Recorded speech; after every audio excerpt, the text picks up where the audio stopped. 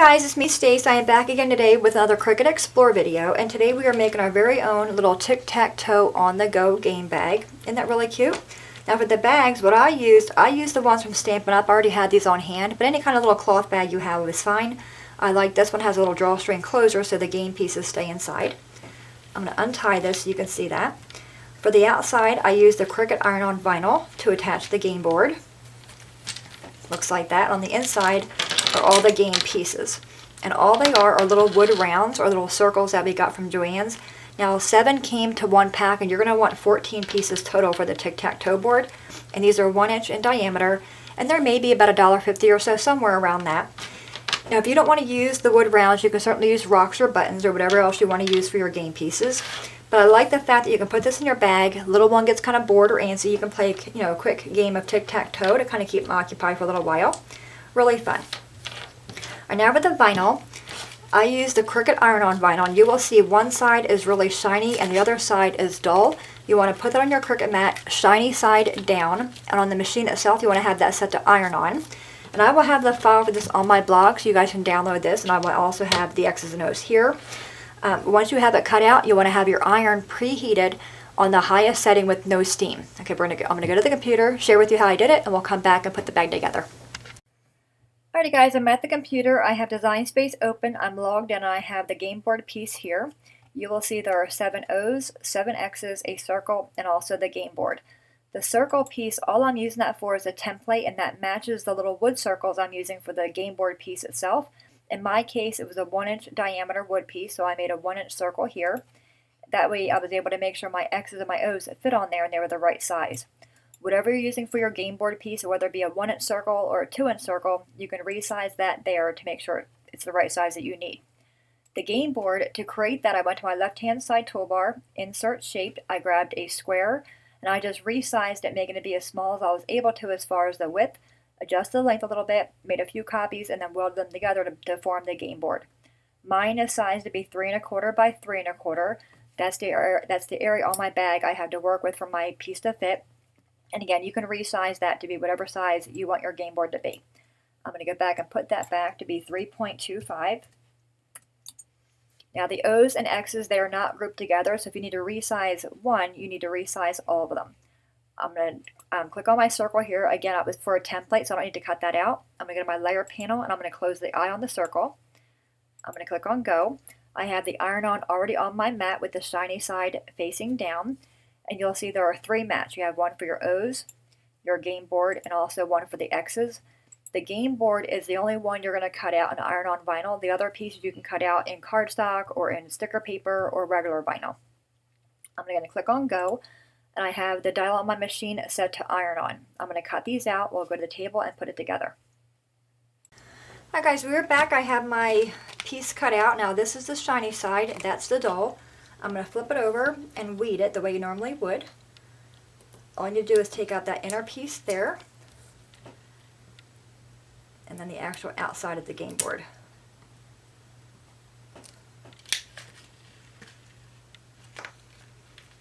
So peel all that off and make sure the game board stays on the plastic piece there.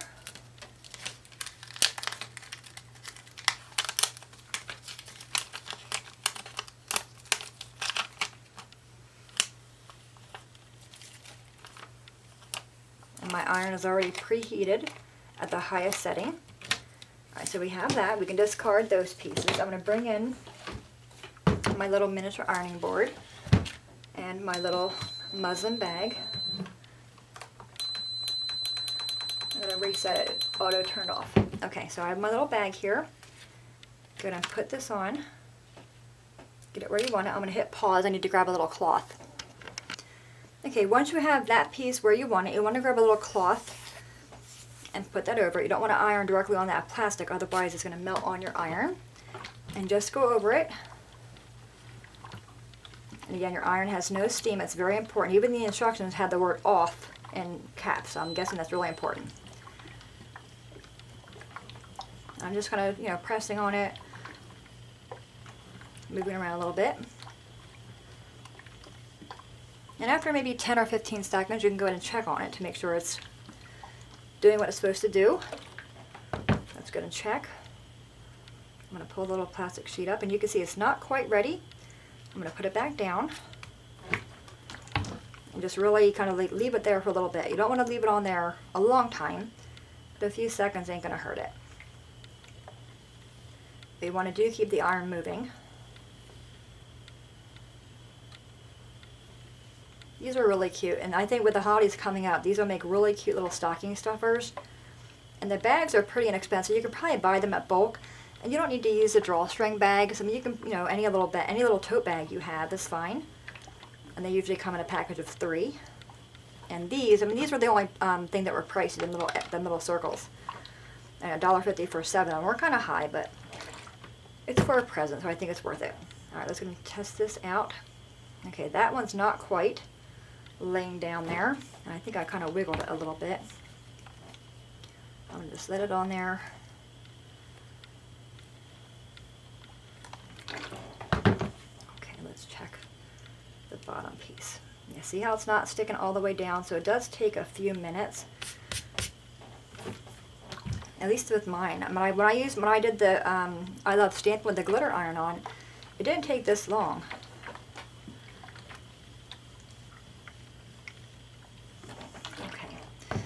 Let's try it. And you do want to let it cool off a little while. That kind of does help release it. So I'm just kind of waving it a little bit to cool it off a little bit. Yeah, see, by cooling it off, it takes the heat away, making it a little bit more easy to come off. There we go. And there you have it. Really cute, right? I'm going to move that out of the way. So now we have our little bag. Now for the X's and O's. Like I said, I just use regular Cricut Vinyl, but you can certainly use sticker paper. I think that would be a fun idea. And since they're so little, you don't even need to use transfer tape on them. I'm just going to plop them on there.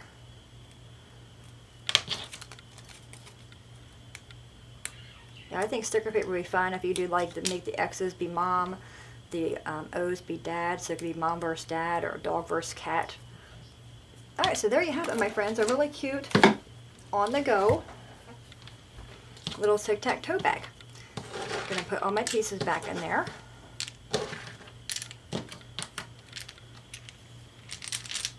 And just gets tied up, and you can put it in your bag. The little one carried around. You can keep it at grandma's house. I think it's awesome and really, really simple.